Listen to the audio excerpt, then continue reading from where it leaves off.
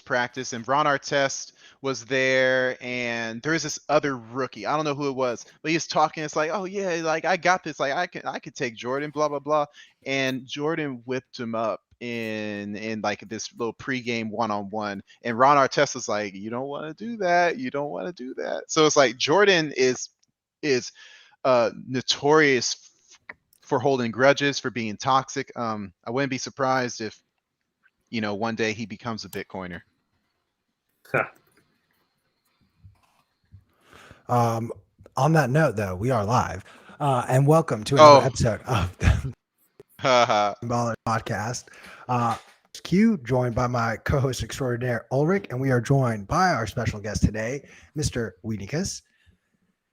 It is NBA Draft Day. The NBA Draft is going on right now. I'm pulling it up real quick. I think they're on pick number 10. Dallas Mavericks are going. Just to quickly address some things. Wemby went number 1. No surprise there. Brandon Miller from Alabama goes number 2 because MJ is about to bully this man mercilessly for the next year plus, maybe his entire career. Who knows? And then G League Ignite, what's his name? Scoot goes number 3. What I found really interesting was picks 4 and 5 went to that Overtime Elite Academy. Kind of awesome. That The twins. So you actually only have one player in the top 5 pick this year that went to the NCAA.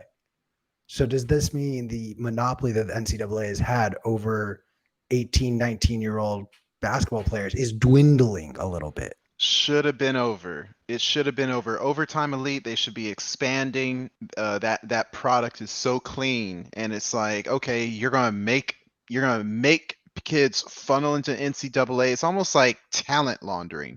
It's like, oh, we're gonna make you guys go so the NCAA can get their hits on their TV contract.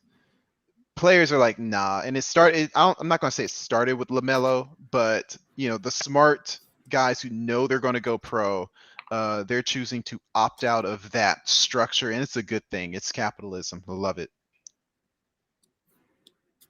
What do you think of that, Weincus? Yeah, I mean, I always thought it was pretty nonsensical to go to the NCAA for just 1 year, where everyone knows they're not going to class, they're probably getting paid under the table. So I think it makes sense to go to the G League or overseas. Although if you do have a pretty down season with these like older grown men, then that might hurt your draft stock a little. But I mean, these dudes, these young guys are pretty good. So I mean, like LaMelo, when he was in Australia, won the MVP there. But before that, he was playing as a 16-year-old or something in Lithuania or something. Yeah, and he was getting beat up. Who's the dude that went to the Bucks back in the day? He was sponsored by Brandon Jennings. Yes, Brandon Jennings. I don't know, I was blanking out on him, but his draft stock kind of fell a little when he went overseas. I think he was playing in Italy. Mm-hmm. But yeah, I mean, he had a decent career. He had a fine career. Everyone's not going to be a Hall of Famer. He was killing when he killed, and he went down when he had to. Maybe it was like he could have just said he was done. I have a question though before the draft gets too far or we move off from the draft. Again, I love pro basketball, but I'm not the college guy. I'm not the amateur guy. It says Scoot Henderson, USA. Where was he playing? Was he the G League guy? Okay, 2 years. The G League. 2 years in the G League. G League Ignite team, right? So that team took guys straight from high school, and they were able. Could they play 1 year for the G League Ignite and then go pro? And was that an option, or they had to play 2? He was 17, so he had. Okay. I think he had to play there twice. You have to be 19. Got you. 19, no matter what, right? Yeah. So I mean, what people did back in the day, and every time I talk to a ball player nowadays, like they always have a story of someone who knows someone who was held back in high school. And so you have these super seniors, or maybe the dads held their kid back in 8th grade. So before they even get to 9th grade, they're like this 15-year-old going to 16 freshman, and then they're a 19-year-old senior in high school. So it's like I feel like that's dumb because you look better than you actually are. I think that playing in a G League, playing overseas, Australia, Greece, Lithuania, shout out LaMelo Ball. Anywhere where you can get more play with bigger, better competition is good. And even if you get beat up, like there's something about playing with people, even if you're averaging 4 points a game, it refines the hell out of you. So I say that college is a good product on its own, but it's not the be all end all. There are other options and people should pursue them. No, I think I do want to say that I remember like the year before they added the age restriction, they were drafting everyone out of high school and kind of looking at it as some sort of a farm project. Mhm. So I guess that kind of makes sense, because then why draft anyone over the age of 19 or 18 yet? Quick trivia question for you guys. Who is the last high school player drafted number 1 overall? That's a good one. Amir Johnson? Nope. Number 1. Because Dwight Howard? No. Correct. Okay. Wow. Yeah. Ulric, you are getting replaced on this show very quickly. No, I ignored number 1. I was thinking who was the last player to be I'm drafted. surprised I got that one. Do you know that one, Q? The last player who got drafted was Straight out of high school. I think it was either Amir Johnson. It was, and it's either Amir or who's playing right now, the guy who's always on Shackton a Fool. JaVale McGee. It was either JaVale McGee or Amir Johnson. No, he played college. JaVale McGee. Then it was Amir Johnson. Amir Johnson went to my high school. He was a freshman when I was a senior, and he was there for one year. Then he went to Verbum Day. And my you guys coach. are Laker guys, no? Huh? You guys are Laker guys? I am. I'm a Laker guy. Huge Laker guy. I'm a capitalist. I'm a free market Laker. Dude, free if market. you're a fair weather guy, you should come to Miami. We love fair weather fans. Because you guys are free market. I will openly admit to this. I will openly admit that I did pick Miami when Shaq and Kobe divorced, but it was really fun watching Kobe by himself, and I couldn't stop watching Kobe by himself. Yeah, it was a good divorce. I picked the Lakers. I was on Team Kobe. So even though I may have shifted away, because I'm not on Team Kobe. I'm just You're just not on Team Lakers. I'm Team LeBron, and for that reason, I was Team LeBron when LeBron came to Lakers. I'm back to Team Lakers, but just with a more free thought dynamic. All right, Team LeBron. Which version of LeBron's the best?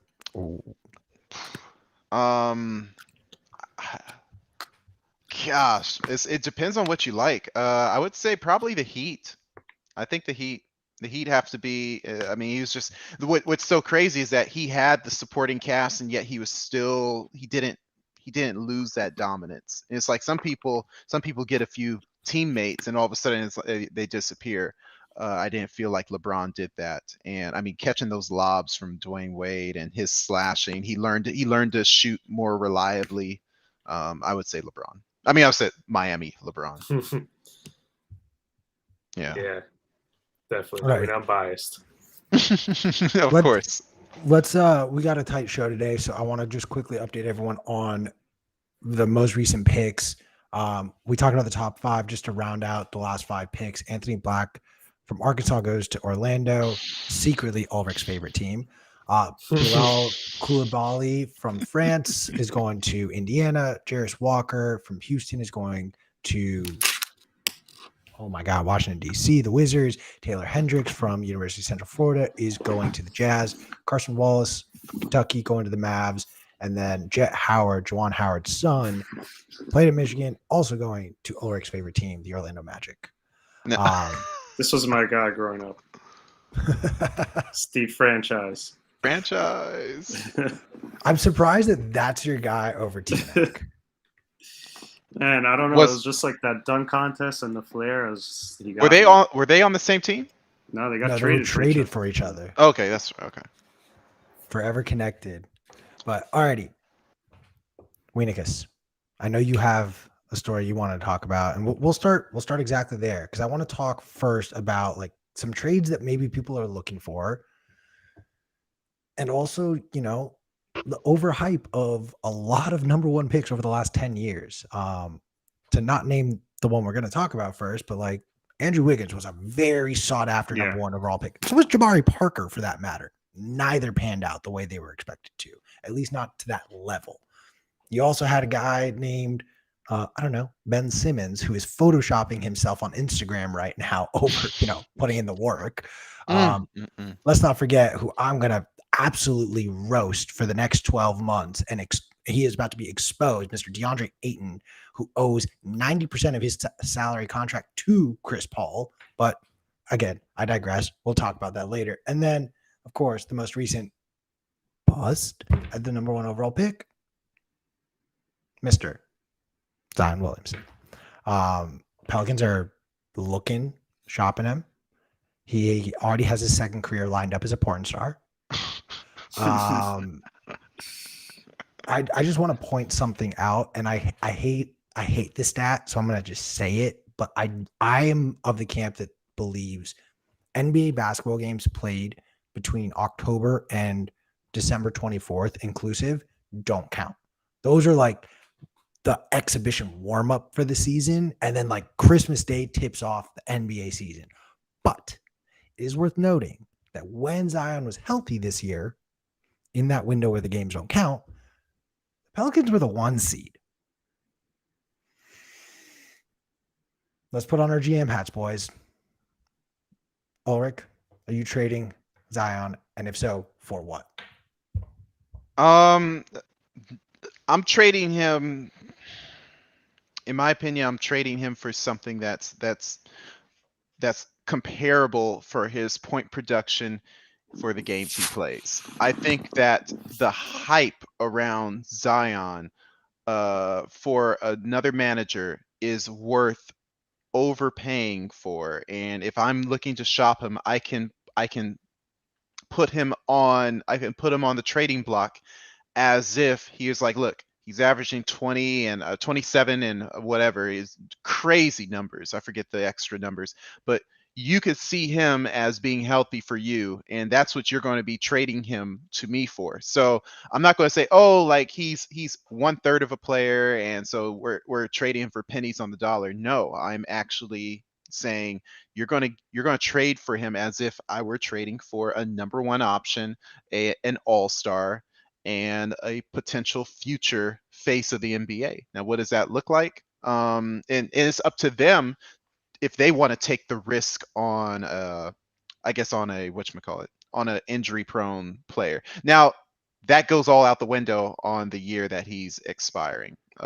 Because I think that the year that I think he did have 1 year where he played 60 something games and it was nasty. So whatever the case may be, I'm going to look for, there's always a greater fool in the NBA GM system. You saw that with the trade with Chris Paul that just happened. So I feel like I could find a greater fool and make someone pay for me, make someone essentially overpay for Zion. Okay. Weincus?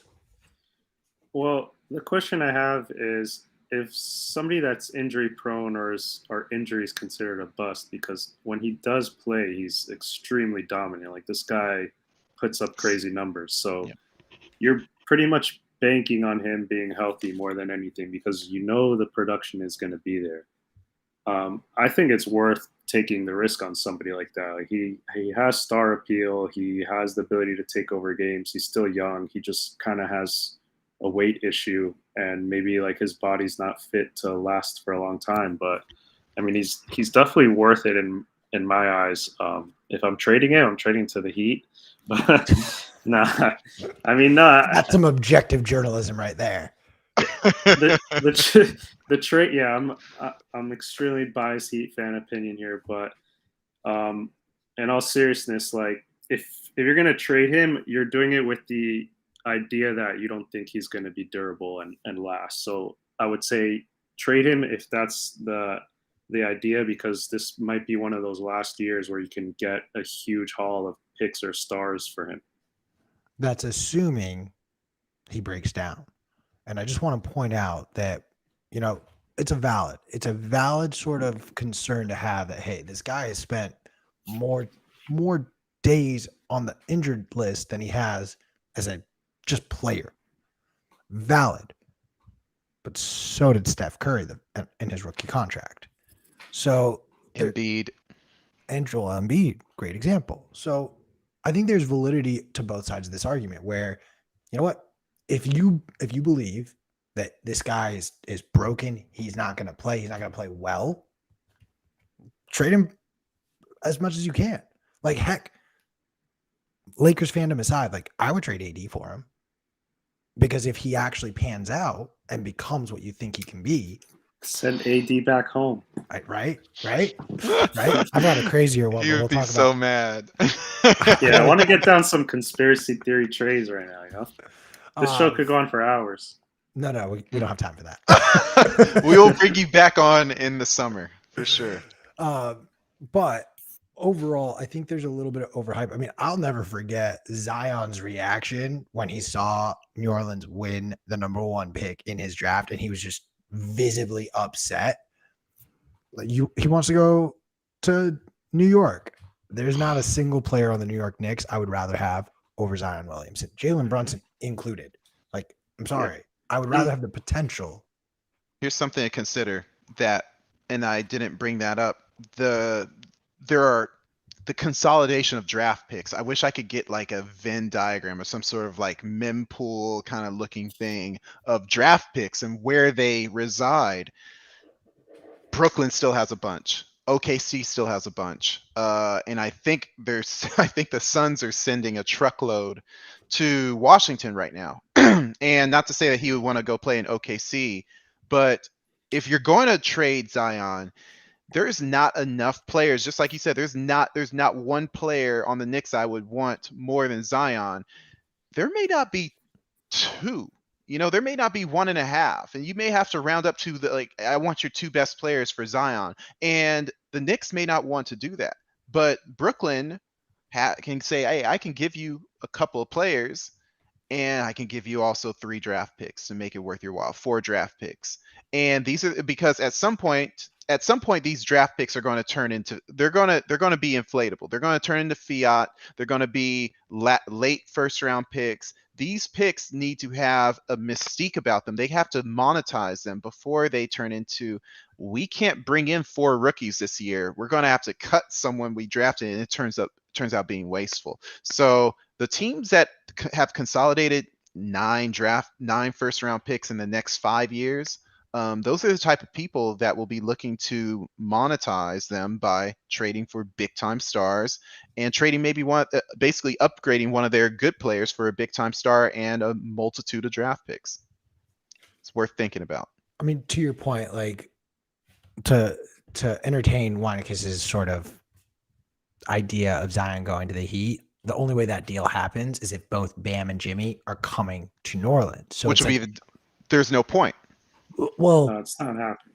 There's no point, but there also is if the Heat are committed to saying like, hey, this team that we put together has reached the max it's going. It's gonna make the finals maybe a couple times, but it's not gonna win the finals. Let's start over with Zion, get Jimmy and Bam over to New Orleans. And honestly, Jimmy and Bam in New Orleans with Brandon Ingram and all the other pieces they got might actually have a shot. Like, you know what I mean? Like, it just depends on what the priorities of these teams ends up being. I don't think there's more than 10 players though that would need to be involved in this deal for the Pelicans to receive. Because you can send 20 draft picks, but I don't think that's worth it. And I don't think any NBA GM is going to look and say, I'll send over 7 draft picks. Like, they're just not going to. Paul George broke the market with that 4 first-round pick trade to the Clippers, but we haven't seen that raised or elevated. And despite whatever Brandon Miller says, Zion his potential makes him more valuable in the trade market than Paul George, in my opinion. But I'm not. Can someone verify how many draft picks the Wizards got for Bradley Beal? Because I was DMing Weincus thinking it was 4 first-round picks. Go ahead. Total haul, and this is where it's not 5 draft picks. They received 1 first-round pick outright. They have 4 pick swaps, so they didn't get 5 fresh picks. They had pick swaps, and so that's why it's like it's better than just like, oh yeah, we got upgrading. It's like, all right, but like if you guys blow it for whatever reason and the Suns pick is better, like you're going to keep your pick, and you didn't actually get a pick in that transaction. You just have the right to the better pick. Yeah, so they have the right to the better pick every one of those years. So if this, like for instance, the Suns are that's what I meant, for 4 years. Okay, so it's a swap with one outright draft pick. Okay, and the one outright draft pick is from the Warriors. It's not even from the Suns, because the Suns didn't have any draft picks to send because they were all sent to Brooklyn. Okay, got you. The Suns don't have a draft pick until 2031. As a Lakers fan who has seen them go all in twice and it only worked once in recent memory, I honestly, I wish you guys luck. You think the Suns are going to take the Nuggets? I want to get into that in a second. I want to talk about the other speculative draft trade first. Dame Lillard. We have the Blazers taking Scoot, who's a guard, scoring guard. We didn't see Dame get moved. We heard rumors that he was going to get moved. We also heard rumors that, hey, they shut down trades outright. I still put it at a toss-up. I'm probably leaning more towards like a 60-40. He does get dealt before the season starts. Probably a after training camp move, just depending on how much he enjoys training camp and what his attitude around these rookies becomes. Otherwise, it's a real shame to see Damian Lillard's talent being wasted when they just can't seem to put it together around him. And I don't expect Portland to all of a sudden put together these pieces here. Weincus, I'll start with you. Dame, what would you do with him? What do you want to see done with him? I mean, if I'm Portland, obviously you don't really want him to go. Like, that kind of a player is kind of tough to come by. And he's been loyal to that franchise and all that. But if you care about rebuilding and getting some value for him, I mean, I think it is time. Like, his window's closing as far as his opportunities to win a championship. So if I was him, like, I mean, I would be demanding a trade pretty soon. Like, I don't know why he should delay it. I had no idea Dame Lillard was 33 years old. Like, I thought he was a lot younger. He's playing out of his mind. Like, he played as he was a four-year college. Yeah. But I mean, he probably had one of his best seasons this last year. So right. It would be a shame to see that go to waste. So I mean, if I'm him, I want to go, but there's a good place to go that's nice and warm. Honestly, dude, I want him to go to Miami. I think him and Jimmy together would be so scary. That would be scary. He had that little like clip that he said on somebody's podcast. It's like, yeah, Miami's interesting if they don't win it all. Like, I could see myself playing there. And that really messed up the Heat front office, because we kind of are hanging on that little clip, and they didn't aggressively pursue Brad Beal. The fan base is up in arms. They're like, Brad Beal was traded for scraps. Like, that was a chance to get somebody. And we obviously need to see a little bit of a shakeup. So everyone's banking on Dame, but there's no news about it coming out whatsoever. So it's pretty dim. Even all right, hang on a second. You need to defend that statement, because I agree. Bradley Beal for Jordan Poole, Laundry Shamat, and then like a first and 4 pick swaps. Honestly, not the haul I was expecting them to get. But like, who on the Heat are you moving? Because the Heat can offer a better package, but who do you actually want to see them offer?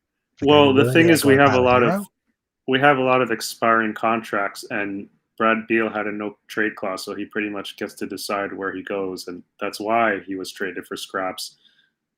So we have like Kyle Lowry expiring with a huge contract. We have a big Duncan Robinson contract. Like, there's Victor Oladipo, who's on a player option for 1 year left, and he's probably not playing much the next year if he's actually going to be healthy. So there's like all these expiring contracts that does help teams. Like, that there is value to expiring deals. So that, and then obviously a few first round picks. So I think there could have been better offers. No. What you're saying is you're just mad that they didn't accept your scraps, because all I heard is you're I don't know. Scraps here. The thing is that they got Jordan there's so many mixed scraps they got. Yeah, but there's so many mixed signals of what was actually done, and I don't know how aggressive they were, because it seems like they're banking on Dame, and Dame doesn't look like it's happening, at least right now. You never know, but with the draft actually going through and them taking Scoot, like, you would think a deal would be done before the draft. Yeah, I was surprised they took Scoot. Honestly, like, I was waiting to hear the Oh, I have a trade to announce thing and Damian Lillard's name, but I guess not. Ulric, I cut you off. No, it's okay. I love the dynamic with that Weincus brought in with, because I also noticed I noticed that the Heat and the Celtics are very similar. They are very guard heavy, and and you can't really flesh out whoever rises to the top. You're losing so much value, kind of wasting the other guys away. Like there's no clear pecking order because so many guys, whether they overperformed or not, they've established a new baseline, a new plateau going forward. Package a lot of those guys that either you package some of the not the undrafted guys and send them over to Portland, or you send one of the stars with maybe another undrafted guy or two. But this is the type of thing where you can consolidate some good assets, some good trade value, and develop and make the Heat a more tiered roster where there's a clear delineated, hey, this is my number one guard in Dame Lillard, and he is here with Jimmy Butler, and we're going to pair him with. Blush hearing this. One more time. You're making me like excited hearing. You're getting excited. No, I mean he's got a little chub down there. Yeah, for real. Oh man. And here's the catch with Portland. Portland has Anthony Simmons 24, Shaedon Sharpe 20, Cam Reddish 23. All of these guys are looking at their better years ahead of them. And then you have Dame Lillard, who is 33. And not say he doesn't have another two to three, even 4 good years ahead of him, because he's a shooter and shooters age really well. The catch is that you want to build a team culturally, socially is on the same plateau. And now you have this dynamic where the Heat have young and, I mean, honestly, they don't even have older players. The Jimmy Butler window's closing. That's the thing, right? So it's like, how many more playoff performances like that are we going to get? I think 2. I was surprised that Bam is 25 years old. I didn't realize. And I just feel like there's an opportunity to either put Jimmy with Dame, or Dame with Bam, and keep the Heat young. But there's so many different ways to skin the Heat in terms of consolidating talent into Dame. I just don't know which one, but that's such a good option. And they were talking about the Celtics before as a potential opportunity, and I thought that would be great with Jaylen Brown getting a fresh new start as a potential leader for the Portland Trailblazers. They obviously went in another direction. I think that Portland, when we say they close the window, drafting Scoot Henderson, I mean, Portland shouldn't be looking to be another 9-10 seed in the playoffs. They should say, look, we got some young talent. Let's be fun. Let's be young, and let's try to keep these guys together for 6 years and see where it goes. And I think that Dame Lillard will be gone sometime during the free agent period.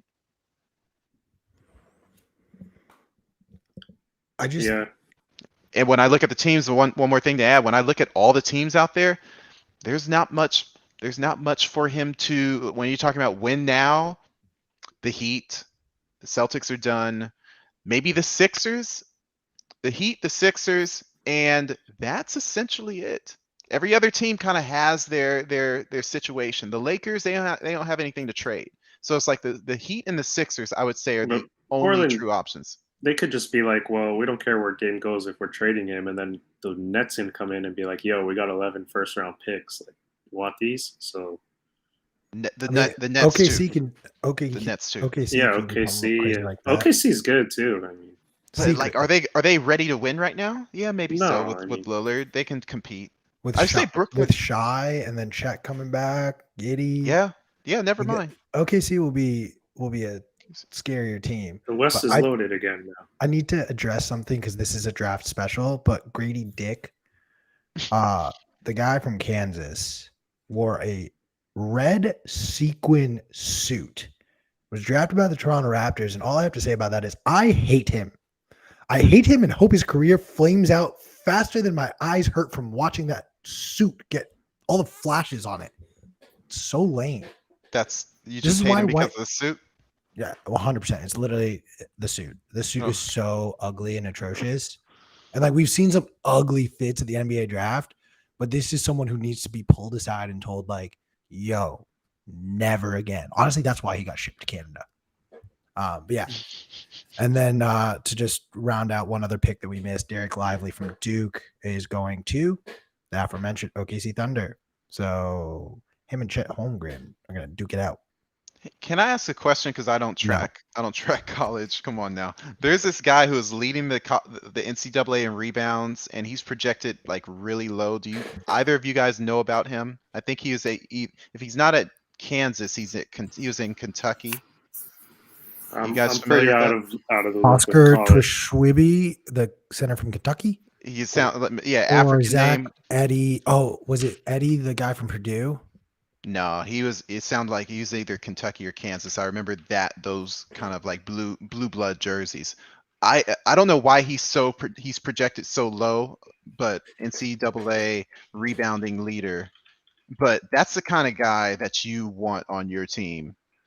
Last season, let's see. Oscar Tshiebwe.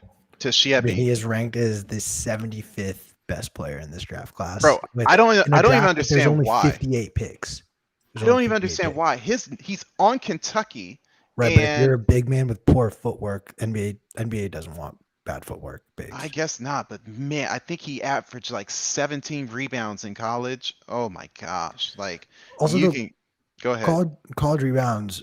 So here's a fun little tidbit for you. So offensive rebounds are the harder stat to get in the NBA, and they're the more sought after statistic. But surprisingly, offensive rebounds are actually very easy to get in college basketball, and they're not as highly ranked. And defensive rebounds are actually the priority stat because it shows higher IQ level, higher footwork, and higher just athleticism overall.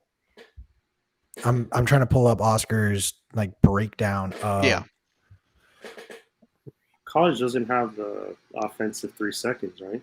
Or is it defense this far? They're full zone. A guy could sit in the key for as long as he wants, but that would lend itself to defensive rebounding. So I don't know how much offensive rebounds he has. Let's see, here it is. He's getting 7.9 defensive rebounds a game and 5.8 offensive rebounds a game. So you're saying that defensive rebounds is really good. In the year before, he averaged 9.9 defensive rebounds a year, a game. Out for the draft last year. His rebounding stat overall is better than 21-22 as well. And he had 17.4 points a game. I'm just saying, that's weird. If he had gotten double-digit defensive rebounds, he would probably at bare minimum be a second-round pick. But that's so weird. He's also a 4-year player. Like 4-year player, like that is, you're not investing a lottery pick on a 22-year-old when you have 18, 19-year-olds that you can at least get 2-3 more years to just develop them to get them to his age and level. Like Dame I remember Dame's draft, and he was like, "Oh my God, I can't believe it!" But a team is going to pick a 4-year player in the lottery, and it's going to be from a small school too. Yeah, what was it, like Weber State or something? Yeah, it was Weber. Yeah. Yeah. So, I think those factors are playing in. Like, he could very well end up on an NBA roster. Like, that's not out of the realm of possibility. But based on what we're talking about right now, just off the top of my head, it's the fact that the defensive rebound numbers went down your senior year, and the fact that you're this old. Like, if you're going to go into the draft at 22, you better have been turning in 12 defensive rebounds a game. Yeah. Alrighty. Do we feel like we've discussed the fantasy side of this so that we can break down what actually allegedly has happened? Because technically none of these trades have actually cleared. They've only been discussed because trades can't go through for another week. We can talk about it. Let's start in Phoenix. I know we alleged to it a little bit now. Unless you've been under a rock or you just weren't listening for the last half hour, Phoenix Suns have acquired Bradley Beal. They kept Kevin Durant and Devin Booker, and then for some reason they kept DeAndre Ayton. But fun little statistics for you guys. between just Bradley Beal, Booker, and Kevin Durant, they're over the salary cap already. Just those three guys alone. You also have a guy who has a max contract in Ayton, who is really overpaid, who is supposed to be your, linchpin here. You have no defense on this team whatsoever. Arguably 3 of the best 5 shooters in the NBA. Like, I'm hard pressed to really think of more than 3 across the entire 29 other teams. Can any of you give me 3 better shooters than these 3 on the Suns right now? You mean like shooters that create their own shot? Just not like score shooter. But like not a scorer like you're gonna bully. Like Giannis is not a shooter. No. So like I want like a shooter. They're the best mid-range shooters in the league. That's how I see it. I mean, and none of them are exceptionally known for their spot-up three-pointers. They're not the Steph Curry, Klay Thompson type, but in terms of they're able to get to their spot and make a 16 to 18 footer better than anyone in the league. And yeah, and their three-point shooting, if hand down, man down for each one of these guys. I would argue that Bradley Beal at least has shown in times that he can be a catch and shoot 3-point shooter, and he has competed in 3-point contests. So is Kevin Durant. Yeah, they can do. All 3 of them can score any way they want. I think Devin Booker was in a 3-point contest as well. I don't know how good he did, but they've all been in a 3-point contest. I didn't realize KD was. Yeah, maybe I'm dreaming. But when you think about KD, you don't think that, that, this dude is knocking down 27 footers, sometimes off the dribble, and it's okay. Beal led the league in scoring a few years ago, right? Yeah. I mean, yeah, these guys they're nuts, but they don't all have 30 and like just hope one guy puts up 10 points and another guy puts up 10. Like, how does I think there's a similarity with Washington. Washington had 3 guys, a baby version of this team. They had Kuzma, they had Porzingis and Beal, and each of them averaged 21, 23, 23. And not to say that is if those guys can do that level of scoring in the NBA, I think that the clear upgrade, Kevin Durant and Devin Booker, I think you could see a 25, 25, 23 on a regular basis, and then you can find some points elsewhere. I'm also not thinking that this team is going to be everyone's going to be in the lineup every night. I think that these guys are going to be playing. Each of them will be playing 65 games, just enough to they will all get there. 65 games. Like on the dot, all 3 of them will play 65 games, and it will like coincidentally work out that way. That is actually something that I'm fully on board with what you're saying. Yeah, I want to raise a new league. Yeah, go ahead. I need to raise the bar though, because here's the larger issue. If you only average 25, 25, 23, that's 73 points. Then you need what? Another 30, if not 40 points from every other player to at least like be competitive in today's regular season NBA games. I'm sorry, that doesn't cut it. You need a 30, 30, 25. You need 80 plus points out of this trio, because the drop off from this 3 to DeAndre Ayton to the rest of your team, like I can't dig a hole to really show you guys how low the rest of these players, like everyone else, is going to be on a minimum contract. You're either getting title chasing veterans to come down to Phoenix, or you're getting undrafted guys like your buddy Oscar, who just like, this is all they can afford. And it has shades of, this is for you, Weincus, 2010, 2011 Miami Heat. There are shades of this team, the way it's being designed right now, where it's like your big 3, figure it out. I'm just going to plug the holes around you, but fingers crossed you guys get 90 points a night, because you're only going to get 20 from the rest of your teammates.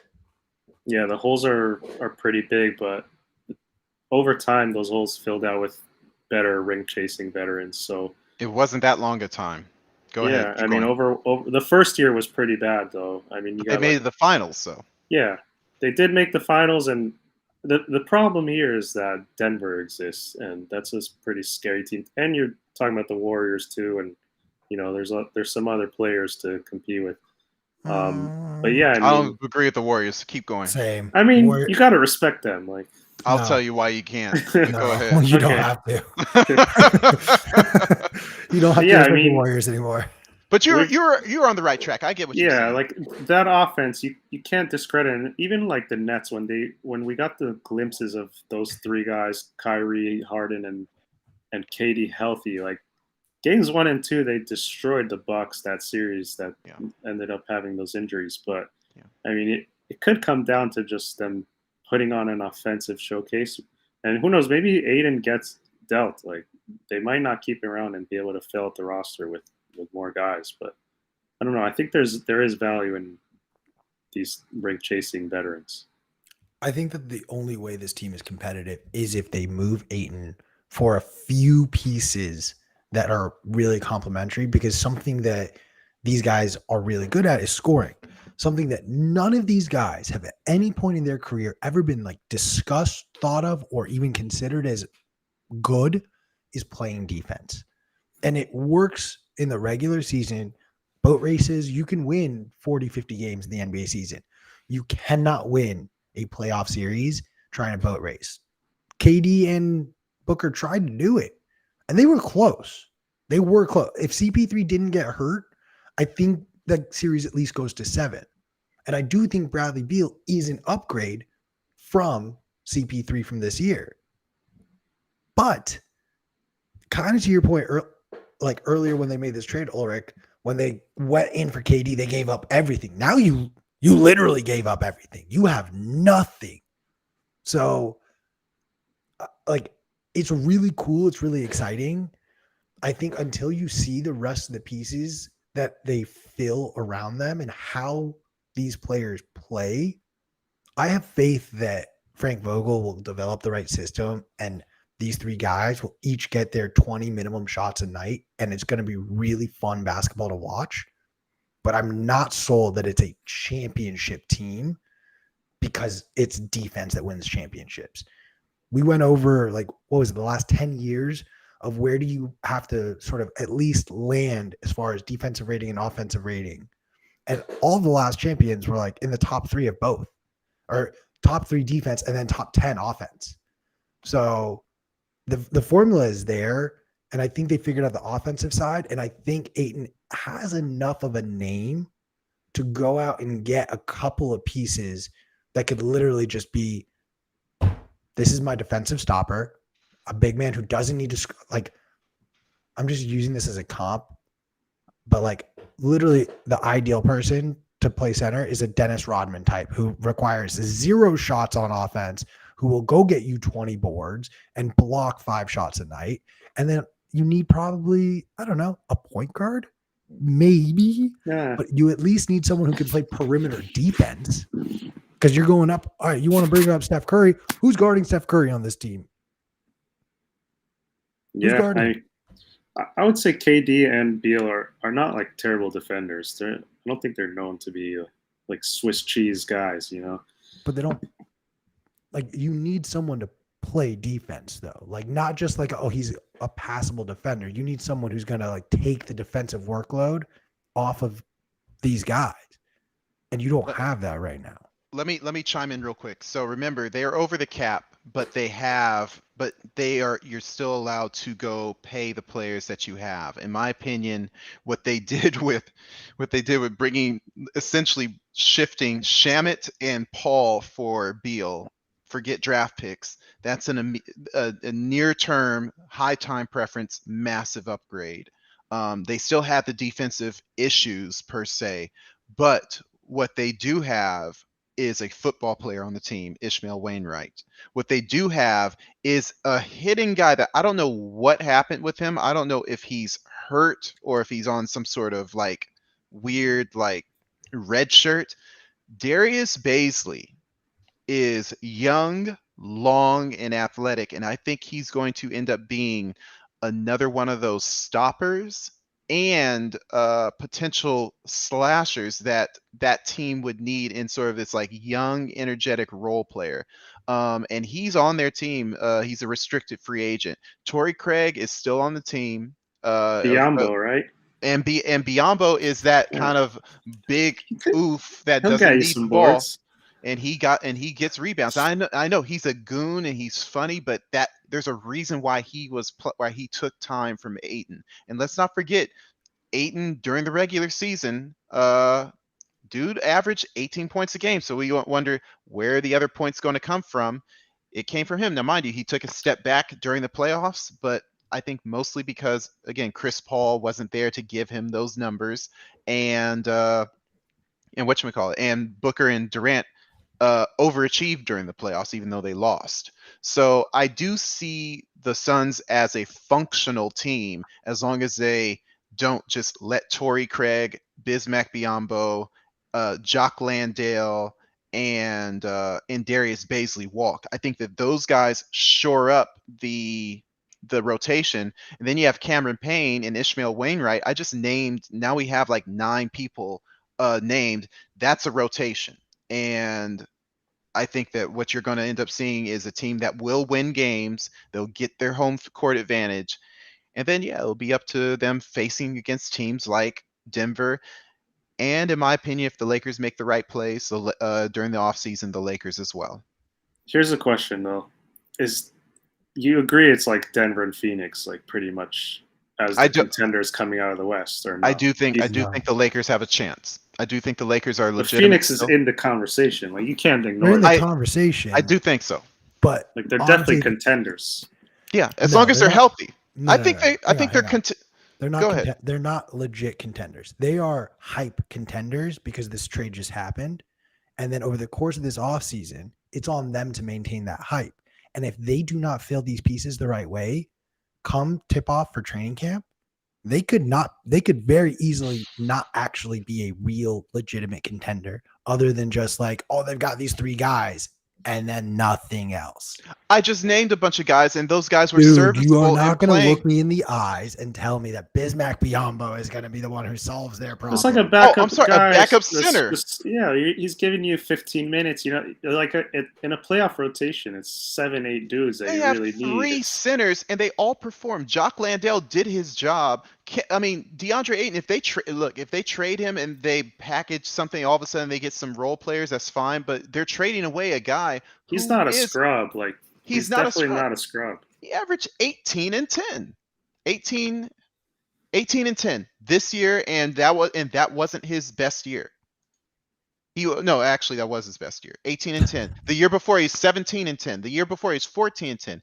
18 and 11 before Chris Paul even got there. So it's like he is a legitimate 17 and 10 points a game.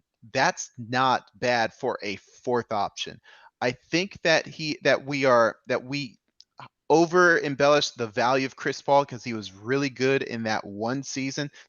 This past season, the season before, he was a bum. But that's what happens when you're older.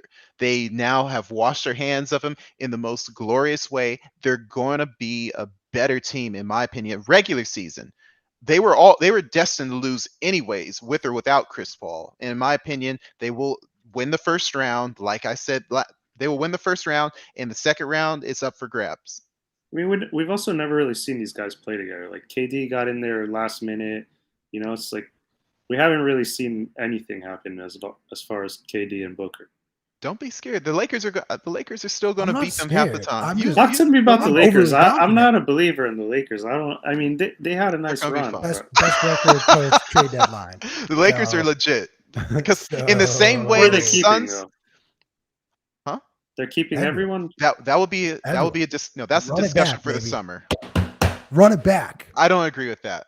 I don't agree with them. I think D'Lo's gone. But... I do think D'Lo's gone. I'm just going to go on record and point out that you actually even said what I was going to say, which was Ayton's production dropped off a little bit when Chris Paul was hurt because Ayton's production jumped up a lot when Chris Paul joined and we've talked about this, best point guard he's ever played with, best point guard he will ever play with, the only point guard who will actually know how to give him the ball in a way that he doesn't know how to ask for it.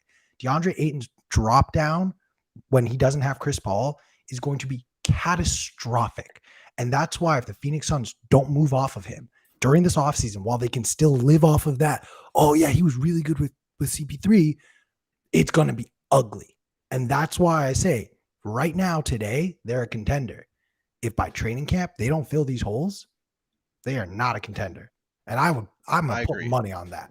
So I agree that they are okay, here's what I think. I think that they should trade Ayton, and they should trade Ayton and package him with someone else. I think Baisley is legitimate, and he's going to be, if he actually plays for whatever reason he didn't, look at his stats with OKC, he was legit, and I think he's that energy guy they need. If they trade him, they have enough. They can run with Landell and Biyombo, and what's his name, Monty Williams tried to do that. But if they don't trade him, I still think that this team structured here right now can win one round at least in the playoffs. One round at least. And that's what the team last year did too. 100%. And it takes a lot of change to make teams go beyond that. And I'm saying that this team made all the changes so that they made sure that they could not win an NBA Finals. I'm not saying that they couldn't make it, but especially seeing how Denver is, if Denver is, still the same team, then yeah, they're not getting past them in my opinion. But when I say they're in the conversation, they can make it to the Western Conference Championship and get their butts beat by Denver or the Lakers, because defense, like you said, defense wins championships. What and about, the Lakers defense is Memphis? hot.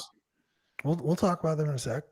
Are we going to talk? Okay, let's get off the Suns, because I want to start first with the trade that didn't go through, because this original trade was the worst trade in NBA history. I've never seen a trade where all three teams involved actually got worse. And I'm talking the original trade, which sent Malcolm Brogdon to the Clippers, Morris to the Wizards, and then Kristaps to the Celtics. I've never seen a trade make all three teams worse, but that did.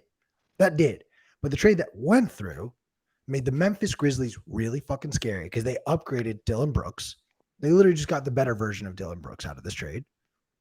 Then the Celtics, for some reason, are still chasing the high from 4 or 5 years ago when they were trying to get Kristaps from the Knicks. And they're like, finally, we got him.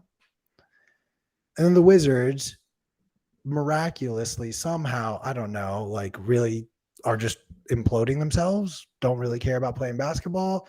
Jordan Poole is going to lead the league in scoring next year. That's the one thing that I want to say on record. That's a hot take. He's going to lead the league in scoring next year, because he's going to score 35 points a fucking game, because there's no one else in Washington to do anything. Kyle Kuzma is a very solid player.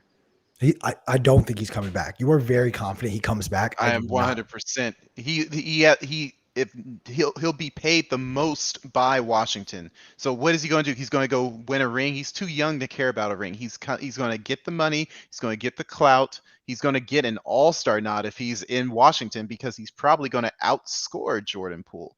And so therefore, I don't think you could outscore someone who's going to shoot 30 times a game. So is Kuzma. They're going to be in a race, and they're going to say, okay, who scores more? And I think the tie is going to go to the incumbent, and Kuzma is going to end up. It's going to be a Kuzma Poole dynamic. They got themselves Tyus Jones. I can't say that. I mean, now we're getting into how the Wizards actually made themselves better. I'm saying the Wizards aren't in that bad of shape than they were before, because those guys were going to be gone anyways. They did a good job to salvage what was already going to break apart. So we could talk about that's valid. That's valid. About what do you want to talk? I want to talk. That's all I want to talk about the Wizards. Unless there's anything you want to add. No Wizards. Let's talk Memphis first, because I firmly believe that Memphis, literally, the way they viewed this trade was, let's just find our Dillon Brooks replacement, and they did that. And I do think they got better as a result. And we're going to talk about this because this shit matters. But you actually now have a locker room leader for a team that has zero leadership. You have a guy who's going to smack John Morant in the back of the head and be like, shut the fuck up, get your shit together, and play basketball, because we can win a championship if you do, or we can fuck around and jerk ourselves off if you keep fucking around. I don't think I said fuck enough times, so fuck you. Ulric, you keep shaking your head. So why is it you think that the Memphis Grizzlies are somehow worse because of this? I'm trying to get to Weinicus. You go first because I I'm mean, going to get my. I'm a big fan of that roster. I mean, we didn't see them healthy last year, and you Memphis, get the number 2 seed in the West. we didn't have Steven Adams, Jaren Jackson, like all these guys. In the playoffs at the The end, they playoffs, weren't yeah. healthy. John Morant hurt his wrist. Like that team, that's a scary team. They're a problem. Like any team that's going to face them, they can take out. I don't disagree. Like that was the team I didn't want to play in the first round as a Lakers fan. Like that was the team I was genuinely afraid of. However, you got Ja out. What was it? 25 games was the final verdict on his suspension. Yeah, the games that don't count, right? Exactly. Yeah. Exactly. Like there, like they'll probably be a middle pack, if not like maybe a lower seed in the West. But I think they can compete, and I think they can be scary because they're the type of team that can just make you lose your rhythm. We'll see. They didn't win their series this year. To your point, not having Adams, I think, is actually more important for them. Not because they don't Steven Adams, Jaren Jackson, then it's no one bigs. John Morant is getting blasted by the NBA, and he needs someone like a Marcus Smart to come in there and kind of, hey, you want to win? You want to play at that level? These are the things you need to do. Stop doing these other things. And I think Marcus Smart, again, he goes from being that guy in Boston, and he's going to go to Memphis and be that guy. So I think Memphis upgraded. Absolutely. Okay. So in my opinion, I think that I don't, if you want to say that they upgraded from a culture perspective, then fine.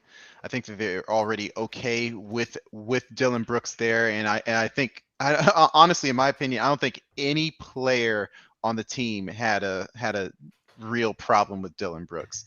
He didn't become a problem until he started talking to LeBron James and trying to showcase himself the same way, what Ruben Patterson made himself the Kobe killer. There was probably someone that did that with Jordan back in the day.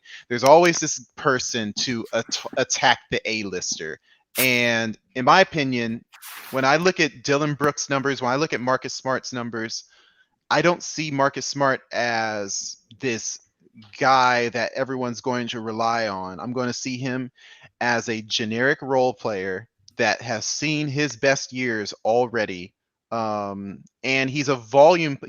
He plays a lot of minutes for the stats that he gets, and that's all I have to say. Generally speaking, when you compare him per 36 minutes to anyone in this conversation, whether it's Porzingis, whether it's Dylan Brooks, whether it's Malcolm Brogdon, all the people that have been kind of involved in the comparison with him moving, he underperforms all of them over a normalized stat window. So he's inefficient in shooting. He does a good job passing, but he's no longer the primary ball handler. I think he's going to be coming off the bench behind Bane and Ja. While Ja's out, he's going to do his thing. But the whole time, everyone's going to be looking for when does Ja come back, no matter what Marcus Smart does. Any bad game he has, which he has plenty of them, is just going to make people looking at that clock, and it's going to move slower and slower and slower. So there's no winning situation for Marcus Smart. In my opinion, I don't agree with that he was the guy. I don't think the Celtics really had that guy because he faltered when everyone else was faltering in the same time when it mattered in the Eastern Conference Finals, in the NBA Finals, and in this recent Eastern Conference Finals. It's a long-winded answer to say that the Memphis Grizzlies found their replacement for Brooks. He's undersized. He's going to end up being a backup guard. They need to fill that small forward role. And the Celtics, in my opinion, did get better. And I think that Washington did what they needed to do, which was clean house in a respectable way. But Boston, in my opinion, we can talk about that today or later. Boston is the real deal, and they filled the pieces in the way they're supposed to. So I'm going to address that last statement in a second. But first, your analysis of the per 36-minute stats is skewed incorrectly because you're not accounting for usage. and Marcus Smart has a very, very low usage. In fact, it's so much lower than every other player you've listed that if you actually correct for usage, he starts to actually have comparable stats to many of the players that you have listed. So I don't think it's a fair analysis to only change the minutes played and then allocate everything else. You also have to account for how much more he's going to have the ball in his hand, how much more the game is going to flow through him, and what presence he will have as a result of that. Do you really think he'll have more? I'm sorry. Do you really think he'll have more usage when he was literally the starting point guard for the Boston Celtics, and now he's going to be a sixth man for the Memphis Grizzlies? No, I don't. I actually think he's going to be like, you're going to see him disappear from the box score because he's going to be a true defensive player. He is going to be the guy who just comes in to play defense, and there's no good box score statistic that can help numerate what that does on a court. And so as a result, a player like Marcus Smart gets overlooked because his contributions on the court don't show up in the box score enough for us to appreciate that presence. Now, the reason why I keep bringing up usage, Jason Tatum's usage is 32.4% from last year. Jaylen Brown's 31.5. Kristaps Porzingis 27.4. Add those three up, that's a 91.5% usage rate. That doesn't work. That statistic is not going to fly in next year's team, and all three of these players will see a drop down next year. So you're actually diminishing Jason Tatum's role, and you're diminishing Jaylen Brown's role, just so that maybe you can get a similar level of contribution from Kristaps Porzingis. But we have historical examples that we could actually pull and show and kind of set an expectation of how far these drawdowns are going to be. We're going to go back to Weincus' boys, Miami Heat, 2010, 2011. Chris Bosh is the comp for Kristaps right now. Good job. Okay. 28% usage rate in Toronto, 21, 20, 19. Literally consecutively drops down in his 3 years with Miami. I'm expecting something similar. But there's another comp we can even pull. Kevin Love in Cleveland. Again, a 28, 29% usage rate in the Timberwolves drops down to 20. So I would say you have to shed about 25 to 30% of Kristaps' production when setting your expectations for Boston. But here's where it gets really, really tricky for me. Kristaps is not a 7-3 low post back to the basket player. He is a secret wing perimeter mid-range type of player. You know who else fits that mold? Jason Tatum, who plays 4. So not only did you already have a stretch 4, but now you have a stretch 5. You actually don't create spacing. Mark Goodwin, this one's for you. Spacing is when there's one guy inside, and then you spread the court with your stretch 4. You can't stretch 5. Stretching 5 means you have 2 guys in the corner, 2 guys in the elbows, and 1 guy up top. What's going on here, guys? That doesn't work. So I actually think this reminds me, and I know I use these comps of Kevin Love and Chris Bosh, which did lead to championships, but this is a very similar situation to when the Lakers brought in Russell Westbrook. And I said then, this could be really cool if it works, but you have 3 players who have over 30% usage rate. This could get ugly really fast too. And it got really ugly for the Lakers for 2.5 years. And I unfortunately think it's about to get really ugly for the Boston Celtics for the next year. Weinicus, you can chime in. I do have a little bit of a counter. I mean, you can't. The thing is, like, Jason Tatum's arguably top 5 player, so you can't like discount them in many ways. I just don't think they're done yet. So I don't really want to. I'm just saying this is overhyped, and I don't think the Celtics got better. I mean, they definitely needed to change some things up. Like, I don't know if last year's roster can get them to the finals or win it all. So this is definitely something. They have 2 first-round picks, I think, still tonight, and then 2 more. So I think they're still dealing around. But if Kristaps is healthy, he's a solid stretch 4. And then you got like Horford and Williams. So like, they're a big team. You know, they're tough to deal with, and they've got a lot of shooters now. They got a lot of offensive star power. It's tough. I mean, I do think losing Marcus Smart was pretty shocking. Like, that dude is he's not a box score guy, you know, and he is first team all defense. He was a defensive player of the year. So losing him was definitely an interesting one, and I do think he's going to help in Memphis. But yeah, I mean, I don't know. Boston, you can't count them out just based on their star power, but I don't know what we'll see what happens. They do have enough. But Let me run something real by you guys real quick. Is that Boston? What's special about Boston is that their top. I'm going to list these names: Tatum, Brown, White, Grant Williams, Marcus Smart, Malcolm Brogdon, Robert Williams. I named basically maybe 7 of their top 9 players, 6 of their top 9 players. All are known for their defense, and they are very, very solid defenders. That team, the Boston Celtics, were successful for they were as successful as they were, as much as they were for their star power, because their length and their defensive discipline. Now, what that does is, as they've grown to be this solid defensive team, that makes that really key defensive point that you have in Marcus Smart essentially expendable. And when you have a point guard like Malcolm Brogdon, and when you have ball dominant wings like Tatum and Brown, then you have a guy coming off the bench like Derek White. I just listed 4 guys that are in essentially the same position: Tatum, Brown, White, and Brogdon, and then you have Marcus Smart. What they didn't have was an honest to goodness power forward. They have Al Horford, who's going to be 37, and he was playing outside of his mind during the playoffs. But then you have Robert Williams, who's coming into his own, over a few injuries here or there, and is just a beast. When you have a depth lineup like Brogdon, Tatum, Brown, Porzingis, and Robert Williams, you basically have the answer that you need at every position. And if anyone is off, you can rest assured that there will be someone to shore them up. If Tatum's usage at 32%, Jaylen Brown's at 31%, how about it's too high to begin with?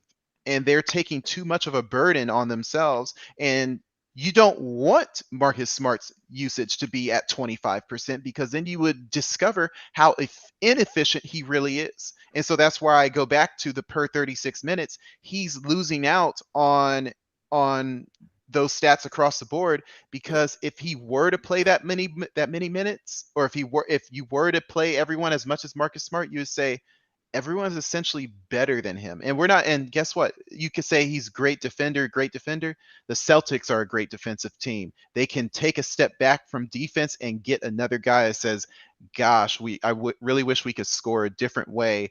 And Porzingis, you could say he plays the same role as Tatum. It's just they do play, their styles will, in my opinion, will complement each other. Tatum being a penetrator and Kristaps being a sort of a spot up, wing shooter. And not to mention 7-3 on defense is 7-3 on defense. Dude is going to redirect shots. This is a team that, in my opinion, has now separated themselves from the Sixers. And it's a matter of the Bucks reloading, or the Heat staying in contention, because I see them as a clear top 3. They did not get worse. I thought they got better. We'll see what happens. We'll see. Just one thing that I want to point out, though, is Marcus Smart guards the best player on the other team consistently for the Celtics. Mm-hmm. So all these guys that you list that are really good defensive players are really good at guarding not the best player. And what will be really interesting for me is to see who steps up to fill that hole, because that's a very big hole to guard the best perimeter player on the other team. You're talking about, I hate that I'm even using it, because I'm with you. I've long said Philly is just a garbage team, garbage run organization. But let's say they bring back James Harden. Seriously, who is guarding James Harden in that series? Are you putting Brogdon on him? Are you putting Jaylen Brown on him? And Jaylen Brown, the same player who's already kind of had questions about, hey man, I want a bigger role. Yeah, I get my usage is over 31%, but I'm the dude. I'm capable of being the dude. And let's bring in someone else who's Kristaps better just know he's the number 3 option. You are number 3 to these two guys. But there is a legitimate chance that if this blows up in the Celtics' face, you lose Kristaps next year to free agency, and Jaylen Brown walks. And Jaylen Brown is like, I don't like this. You guys have not respected me at any point, none of my requests, and I'm out. So I think he should walk anyways, and they should be honestly looking to trade him because they should be sensing how he's going to react to every single thing. In my opinion, even if they kept Marcus Smart, Jaylen Brown should already be looking for greener pastures because he's good enough to be a star player on a potentially mid-level team, and he should pursue that because that's potential Hall of Fame opportunity. That's Dame Lillard territory where he can be seen as, oh, you're our star. We're so happy. He needs that. He doesn't need to be in a shadow of Jason Tatum because Tatum's 2 years younger than him, and he will essentially always be in a shadow. And it's not good to be in a shadow of a team that may never win a championship. A shadow of a player that may never win on a team that may never win a championship. Yeah. Yeah, I mean, these guys are still really young, and they've proven to be successful. I mean, they made it to finals together, so I wouldn't blow it up just yet. I mean, if you're in the league to win it all and not to be a star, he's still going to get crazy money this offseason. Yeah. So, like, I don't see why you wouldn't want to keep playing it. If it's an ego thing and you want to see what it's like to be the number one option, then yeah. But if you want to win, I mean, I don't think he wants to win. This is definitely the right roster to go for it. I think at 26 years old, here's the catch: when he's 27 next year, he's like, man, I got a potential 4-year deal to try to be a star. And I go, oh, by the time I need to win per se, I'll be 31. Like I think every player Still not that old. Yeah, not that old. Every player at that level needs to try on the hat. Can I be that guy? Because you never know what can happen. And it could be the point where he goes to Minnesota. I'm just thinking, not Minnesota. He could go to Portland, and all of a sudden the team ends up molding around him, and then he's the attraction because he goes from 26 points on the Celtics to 27, 28 points on Portland, and now all of a sudden the scope of the NBA kind of shifts towards the Pacific Northwest, and he would never have done that if he was playing in Tatum's shadow. Now, if he's scoring 19 points a game, he should be thankful that he's the number 2 option on, oh my gosh, Tatum's scoring 30 points. I'm just happy to be here. But he's a bad dude on his own. It would be remiss for him not to try. But again, the Celtics can always offer him the most money. And if he just wants the money, he should stay. If he wants the glory, he needs to go.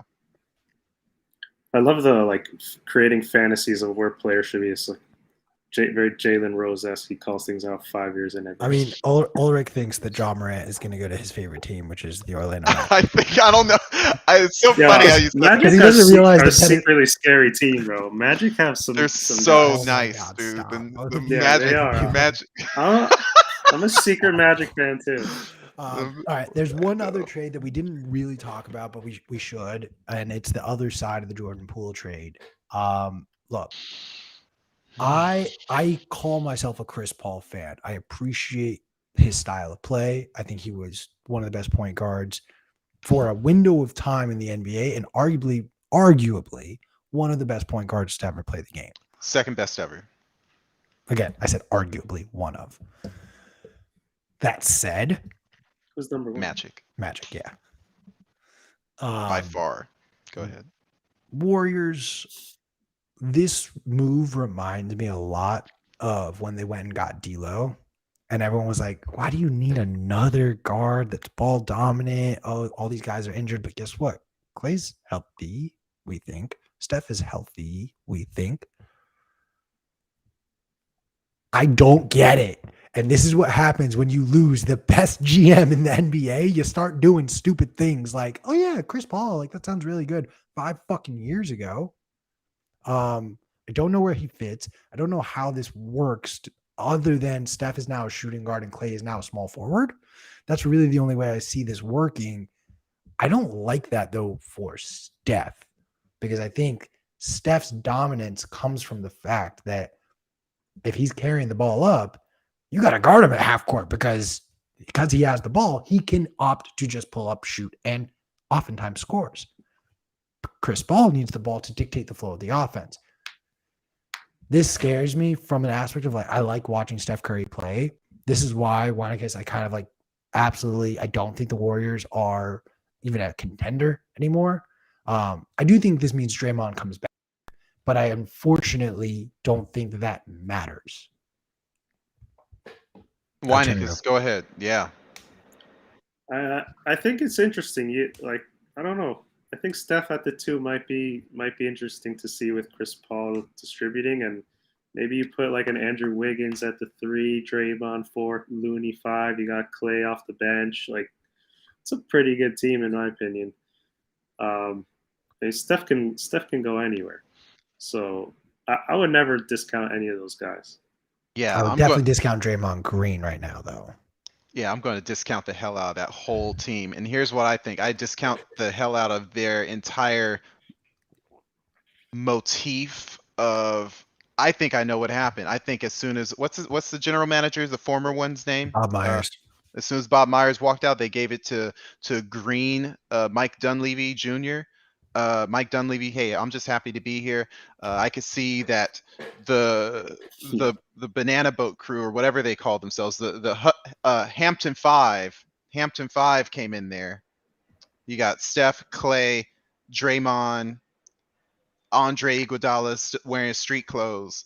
That's 4 of them. I guess Durant's not on the team anymore. Hampton 4. They walk in and say, hey, here's what you're going to do. Chris Paul is kind of distressed. He's in Washington. We're going to bring him over and we're going to get rid of one of our young rising stars. And you're just going to make this trade. And it was like, well, okay. And that was it. And the catch is that Bob Myers probably wouldn't do that. Bob Myers, in my opinion, walked away from the difficult decision to have to get rid of Draymond Green. And he's like, I'm not going to burn this bridge. I'm not going to cause this drama. I'm going to opt out and I'm going to leave this basically this fire in a garbage can to Mike Dunleavy. And so, like, I agree with you. I think they're going to re-sign Draymond. I hope for their sake, they don't overpay him, but I think he's probably going to end up making about $20 million a year because he would be really, he would feel less than adequate if he was making $15 million a year, which I think he should on a winning team, or I'm sorry, on the Warriors. Anywhere else, he should be on a winning team. He should be vet minimum. I still fully hope he comes to the Lakers on the minimum. They're not gonna write him off. But the catches with this is that they have decided to forego. This is why I always say that the Warriors and the Celtics can do no wrong. They are protected by the media. They have essentially completely blown up their future. Any semblance of a future. They traded away Wiseman. They traded away Jordan Poole now. And I was doing some research and I remember this guy named Pascal. Do you remember Pascal from the Warriors? Pascal. Eric Pascal. He played for the Warriors in his rookie season, 1920. 1920, he averaged 14 points a game. This guy is 6'6", 250. When you look at his face, he looks like a twin of Draymond Green. This was this year that Draymond was hurt. This guy came in and ended up becoming an all-rookie team in that year. Draymond comes back in 2021, and Pascal basically disappears, plays 40% of the minutes or 60% of the minutes he was playing before, and then they ship him out of town. This guy was potentially the replacement for Draymond Green. The Warriors, in my opinion, are a mob, and they have their core. And that core runs that organization. And with Myers gone, there's no one to police them. So, and I mean, maybe that's a good thing Draymond Poole left because now there's no one for Draymond to punch. Maybe he'll punch Andrew Wiggins for whatever reason. But this team is going to fall apart with Chris Paul there. They got a guy that's kind of like in their crew. It's like, oh, we went to the Olympics together, blah, blah, blah. Chris Paul has continuously went down in productivity. I liked looking at the stat per win shares per 48. How productive is he over the course of the time that he's in the game? He had his worst win shares per 48 minutes of his entire career last season. He's a shell of himself. He's going to yo-yo and take the ball out of Curry's hands. That could be somewhat of a good thing because Curry, at 35 years old, you want to preserve him as much as you can. You want him to be Steph Curry until he's 38, 39. It's not going to be the case if he has to shoulder the load that he did in the playoffs this year or even the year before. So in my opinion, this move sort of preserves Curry a bit because they have a reliable second point guard. And he will start, but I think that he will play at the when the minutes matter most. The ball will be in Steph Curry's hands, and Chris Paul is essentially a facet to elongate Curry's career, but at a really, really, really big cost. In my opinion, the Warriors are a middling team and will probably end up. If they make the playoffs, they will be a first round exit. Not a contender. Not even Not close. a chance. Not even close. So you got Denver, maybe Memphis, maybe Phoenix, maybe the Lakers. Yeah, those sound good. Denver, Anyone else? Denver and Lakers. Kings, Phoenix. Kings not bad. No. Oh my God, no. Who? Denver and Lakers are that tier. Sacramento. Denver Sacramento's and still there. Lakers They'll just step down. The jury's still out on Dallas.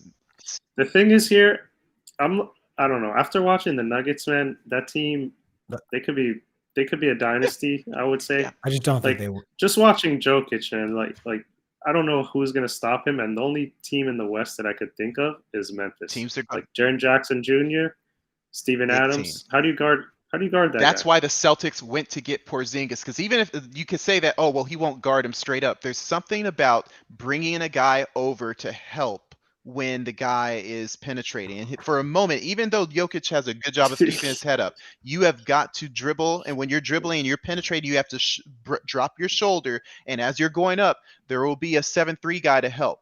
A lot of teams, the teams that will be winning in the near future will be teams that have length. I haven't given up on the Cavs yet. Two 7-footers with 7'4" wingspan. The Lakers, the Cavs, the Knicks, Marcus Robinson. The teams that have length and reliable length. Porzingis now, guys that it's like, oh, Bismack Biyombo, we have to play him. Like that's not the team that you want to. If they trade Ayton or if Ayton becomes a bust, like Q says, and I kind of think you don't want to have to say, well, we can play Landale and Biyombo. You want your center to also be an asset on offense. So any of those teams that I just mentioned, you're going to see that they're going to rise to the occasion. They're going after Denver. Denver is the type of team that people are going to build to try to beat, because you're right. That's a team that's formidable in all sense and purposes. Shooting, offense, defense, all-time great center. Yeah. To your point, I do think this Denver team is good enough to win another championship. I just think the NBA overall, the landscape has changed, and I don't think this team is good enough to win back-to-back championships. So I think we will see this Denver Nuggets team again in the finals. We very well may see them next year. But like honestly, Giannis is gonna size up Jokic, and I think Giannis could handle Jokic Giannis and Portis very well. Yeah, these are the two guys now. Huh? And I also think 1 and 2. Like one team we didn't talk about, but you kind of mentioned them for a second, Ulric. The Cavaliers didn't do anything, and this is another example of a team where it's like, don't do anything. Don't. You got your best player after the season started. Give him time in this training camp, just like with the Lakers. Just let this team gel more in training camp, learn the full system, learn to play together. And those are two teams that could literally just run it back and be better as a result of running it back. Yes, sir. I do think that, what's his name? Karis LeVert, he's a little bit of a wild card. I wouldn't be surprised if he's like, I want to handle the ball more and I'm out. That may be an ego thing, but they could replace that. They could replace that with like you're not getting the ball over Darius Garland or Donovan. That's what I'm saying. He may be out, I think. But that's the free agent talk. But Cavs are great. I also think that team is great. There's something interesting about the Kristaps move, because I think it validates this idea that the 2 7-footer model that we haven't seen in a long time can work. Like the Lakers want it with 2 7-footers. They want it with AD playing the 4 and Dwight playing the 5. And Did you say Dwight? Like Dwight Howard? Yeah. Oh, back in the day. I thought Yeah, I 2020. thought 3 Thomas years ago. Bryant. 3 years Bryant ago. would have been. Yeah. Thomas Bryant, they just traded him. He would have been a great asset. For some reason, he wanted out. Maybe he was tired. Maybe they were Honestly, a right move drama for him, team. bro. He's Right move fine. for him. He's fine. He's an NBA champ now. Yeah. But I think that model, we're going to see it return because, to your point, it might be the only way to stop Jokic, just to have these two centers. Yes. Two legitimate centers, one to guard him and one to help when you need the help. They got to be athletic. Right. Athletic. Yep. Center. We're on the same page. Yep. Yeah. Athletic second center, a beast, big, and that's why Robert Williams will take the load in the chest, and then Pause. Jeez, Somebody clip that. it's live. You got he'll take Jokic in the chest, and then you have whatchamacallit, Porzingis coming around to help side. And then you have, I mean, it's the same thing. I was describing that with the Cavs. If they were to have faced the Bucks, they would have a chance. And we were discussing that before. We didn't get to see it, but it'll be interesting to see these teams, the Warriors, the Kings, the old Celtics. They're no longer having 5 guys under 6'8". It's going to be, you got some trees back in the league, and it's a good thing. All right. We also lost the plot a little bit on the draft. We'll see how that shapes up. Yeah. I mean, I'll just mention the Lakers drafted Jalen Hood Shafino from Indiana, the point guard, and then the Miami Heat drafted Jaime Jaquez Jr. from UCLA, the small forward.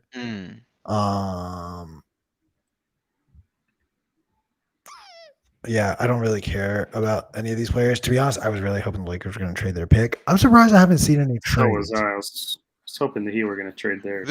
Just give it. I mean, just by you guys talking, you hear how valuable these drafts are. At least in the current mindset. At least for people who think that they can win now. The Heat, the Lakers. I think that there's just no room to. Hey, what do we do with this guy? He's 21. He's 20 years old. We're trying to win right now. We're a bunch of 28-year-olds. They don't necessarily fit. That's not to say that you don't let them develop under you, and they could be much more valuable because the draft pick is so valuable. And then once the name is assigned to the draft pick, it goes like boom. Like he hasn't. Okay, his stats are 0, 0, and 0. But then if he overperforms, and all of a sudden, oh my gosh, like we have this guy Kyle Kuzma, we didn't expect him to be like that. We can either develop him or trade him. So you see Kyle Kuzma, you see Austin Reeves, these late picks, Nikola Jokic. You never know what you have when these guys apply themselves, and you see, oh wow, they fit. But so it's like for the people who are talking about championships, it's irrelevant. But that doesn't mean that you throw the baby out with the bathwater. Fair. I do think it's worth noting though that because of the success of the Denver Nuggets, who won a championship with 0 number 1 overall picks, which is like the first time in a long time, apparently. I think the value of non-top 3 picks is going to start to go up, to your point, because you're seeing all of these players develop from later in the draft. The draft is becoming much deeper. The Heat, undrafted players. 7 undrafted. Yeah.